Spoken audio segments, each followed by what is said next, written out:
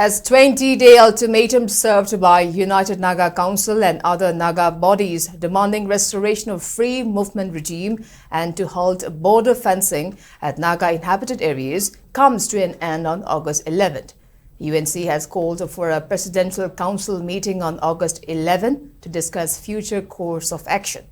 In a press note by General Secretary of UNC, Vario Satsang, UNC has urged all the tribe Ho presidents to attend the meeting, which is scheduled to be held at UNC Secretariat Office at Old Monday Market in Tahazam, Sanapati. It may be mentioned that UNC Naga Women Union, All Naga Students Association Manipur and Naga People's Movement for Human Rights South have served 20-day ultimatum to Prime Minister, Union Home Minister, External Affairs Minister, Defence Minister and Governor of Manipur on issue concerning FMR and border fencing along Indo-Myanmar boundary.